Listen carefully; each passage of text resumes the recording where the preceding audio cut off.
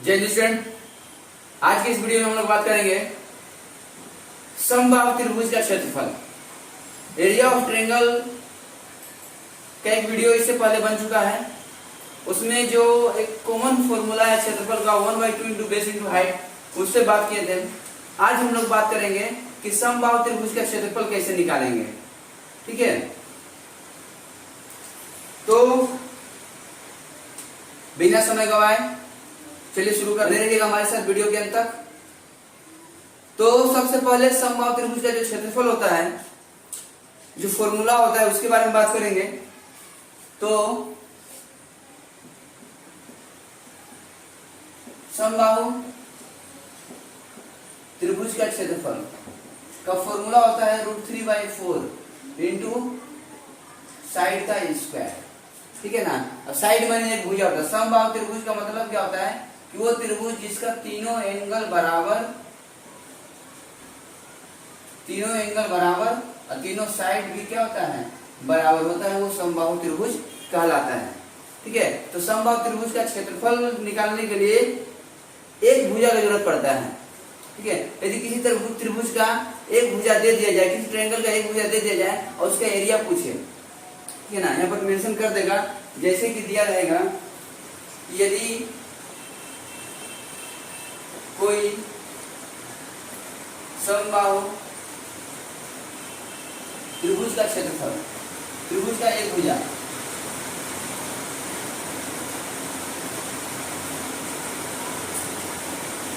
6 centimetre हो तो त्रिभुज का क्षेत्रफल ज्ञात करें। तो यहाँ पर समबाहु त्रिभुज का एक भुजा दे दिया गया 6 सेंटीमीटर। अब इस त्रिभुज का बोल रहा है क्षेत्रफल बताइए। ठीक है ना। तो इसका क्षेत्रफल का फॉर्मूला तो मालूम ही हम लोग को।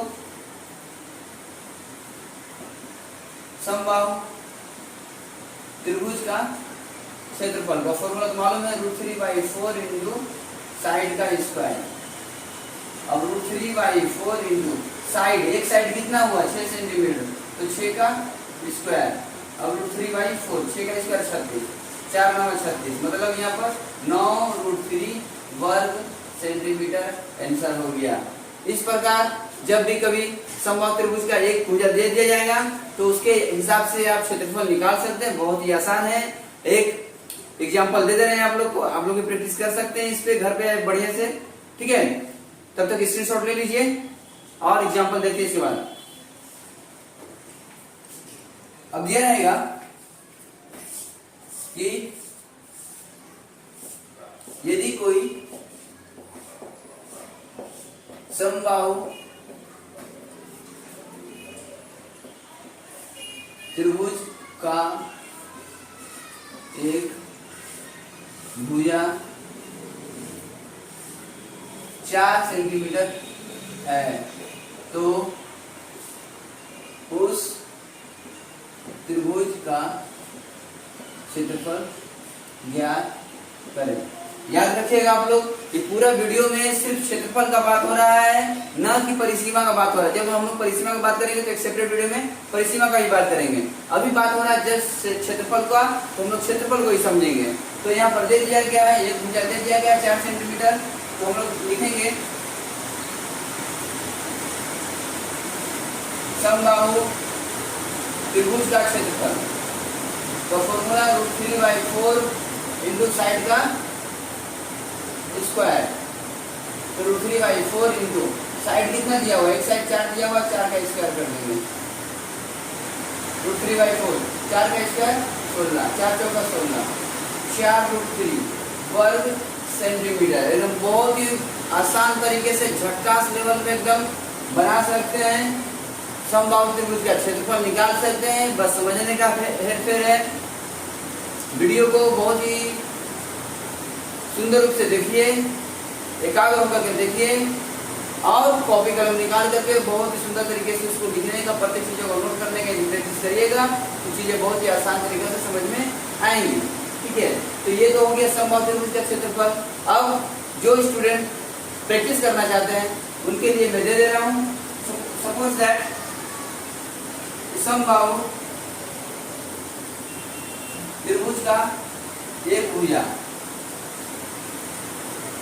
दे दिया जाएगा यहाँ पे 8, 10, 12, 2,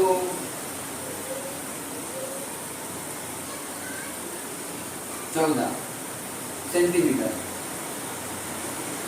तो आप लोग क्षेत्रफल निकाल सकते हैं समबाहु त्रिभुज का इसी फॉर्मूला को यूज करके, उपयोग करके। ठीक है, अब इसके बाद बात होगा समद्विबाहु त्रिभुज का कि समद्विबाहु त्रिभुज का क्षेत्रफल आप लोग कैसे निकालिएगा। तो चलिए उसको भी शुरू करते हैं। स्क्रीनशॉट ले लीजिए आप लोग। समद्विबाहु त्रिभुज,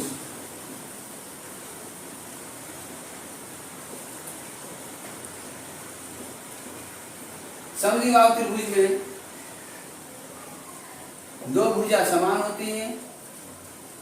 ठीक है, वो त्रिभुज जिसकी दो भुजाएं समान हो समद्विबाहु त्रिभुज कहलाता है। ठीक है, अब समद्विबाहु त्रिभुज का क्षेत्रफल का फॉर्मूला होता है 1/2 into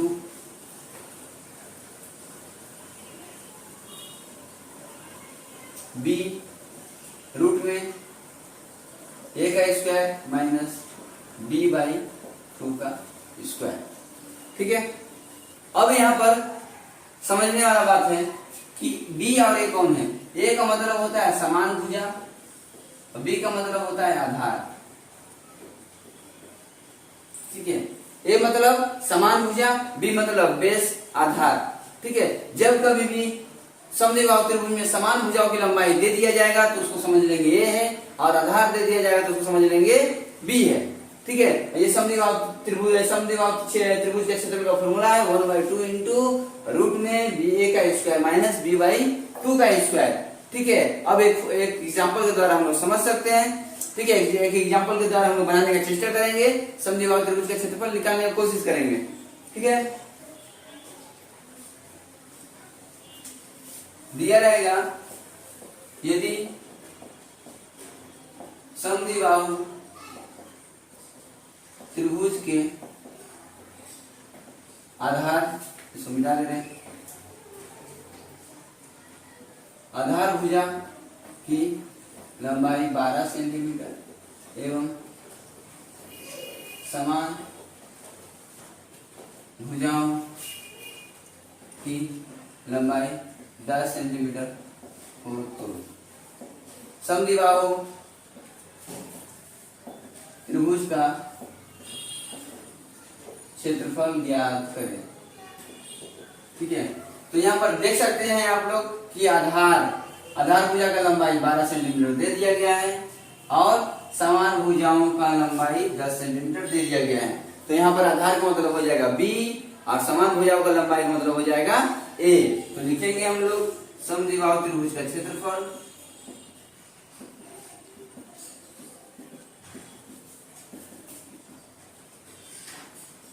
one by two into b root में a का स्क्वायर माइनस b/2 का स्क्वायर 1/2 b माने बेस कितना हो गया, आधार भुजा हो गया 12, a का मतलब समान भुजा हो गया 10 का स्क्वायर माइनस b/2 b माने बेस कितना लिखेंगे 12/2 का स्क्वायर 2 6 का 12 6 10 का स्क्वायर 100 2 से 12 काट देंगे 6 बार। एक बार याद रखिएगा, आप इसको ब्रैकेट में काट सकते हैं तो बहुत आसान कैलकुलेशन हो जाएगा। ब्रैकेट में नहीं काटिएगा तो फंस जाइएगा। तो 2 से 12 काट देंगे 6 बार में 6 का स्क्वायर हो गया 36। अब 6 गुने 100 में 36 जाएगा कितना आएगा 64। 6 इंटू 64 मतलब क्या 8, 64 मतलब क्या होता है 8 गुने 8। तो यहाँ पर 6 इंटू 2 8 का 1 8, तो 8 6 का 48 वर्ग सेंटीमीटर। ये हो गया समद्विबाहु त्रिभुज का क्षेत्रफल। ठीक है, आप एक सवाल प्रैक्टिस भी कर सकते हैं। ठीक है, यदि समझ लीजिए यदि समद्विबाहु त्रिभुज का आधार भुजा का लंबाई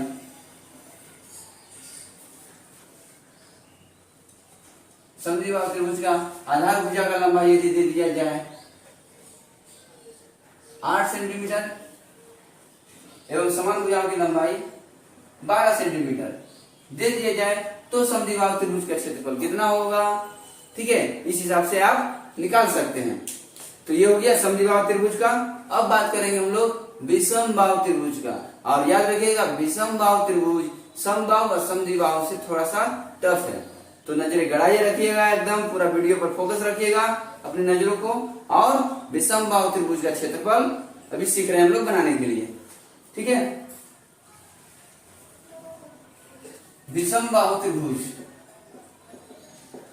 विषमबाहु त्रिभुज, इंग्लिश में इसको स्केलिन ट्रायंगल ये बोलते हैं, ठीक है ना। विषमबाहु त्रिभुज में क्या होता है, तीनों भुजाएं असमान होती हैं, असमान, तीनों एंगल भी असमान होगा, एक्स वाई जेड कुछ भी एंगल हो सकता है, तीनों भुजाएं भी असमान होगा। लेकिन विषमबाहु त्रिभुज का जब क्षेत्रफल निकालेंगे तो उतना आसान नहीं है, इसके लिए थोड़ा सा प्रोसेस है। इस प्रोसेस में आता है सबसे आगे परिसीमा, उसके बाद आता है अर्ध परिसीमा, तब जाकर के आता है विषमबाहु त्रिभुज का क्षेत्रफल। परिसीमा का फॉर्मूला हो जाता है इसका a प्लस बी प्लस सी। यही एक ऐसा सवाल है विषमबाहु त्रिभुज का, ये ऐसा सवाल है जिसमें परिसीमा ना चाहते हुए निकालना ही पड़ेगा। चूंकि परिसीमा नहीं निकालेगा तो क्षेत्रफल नहीं निकलेगा। बाकी और दो आगे का जो क्षेत्रफल हम लोग निकाले थे उसमें परिसीमा का जरूरत था ही नहीं, डायरेक्ट क्षेत्रफल निकाल सकते थे। लेकिन विषमबाहु त्रिभुज जो है परिसीमा के साथ ही काम करेगा। परिसीमा अब अर्ध परिसीमा, अर्ध परिसीमा माने a प्लस बी प्लस सी, जितना जोड़ करके लाए उसको आधा कर दीजिए। अर्ध परिसीमा को इसमें s से डिनोट करते हैं। विषमबाहु त्रिभुज का क्षेत्रफल का फॉर्मूला हो जाता है रूट में s, s minus a, s minus b और s माइनस c,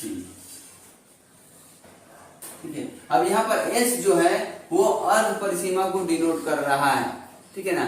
अब विषमबाहु त्रिभुज के क्षेत्रफल के लिए सबसे पहले अपने को चाहिए तीन गो भुजाएं जो असमान हो, ठीक है।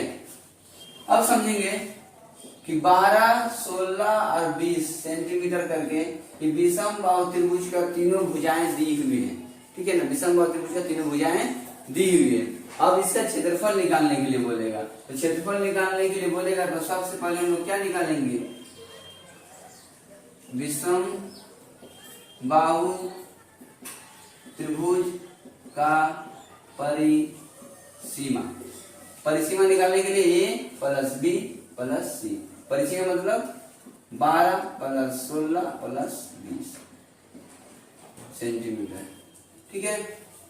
12 16 हो गया 28, 28 और 20 हो गया 48 सेंटीमीटर, ठीक है। अब परिसीमा तो लिख लेंगे अर्ध परिसीमा।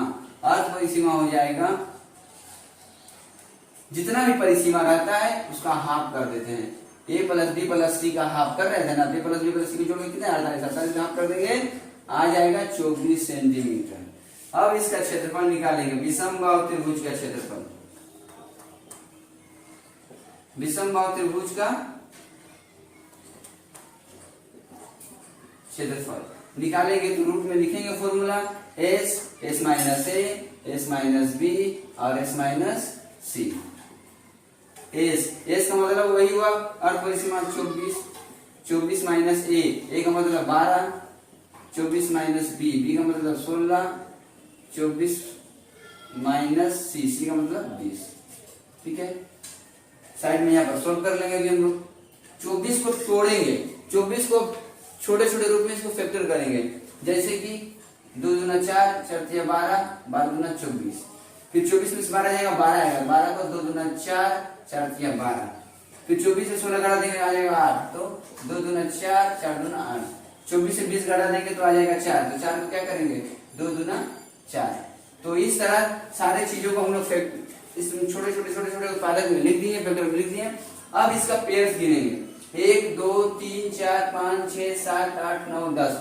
2 जो है 10 है, 10 बार तो 5 बार लिखेंगे 1 2 3 4 5, 3 1 2, 2 बार है तो 1 बार लिखेंगे। अब इसको गुना कर देंगे, 2 दूना 4, 4 दूना 8, 8 दूना 16, 16 दूना 32, 32 दिया 96 वर्ग सेंटीमीटर।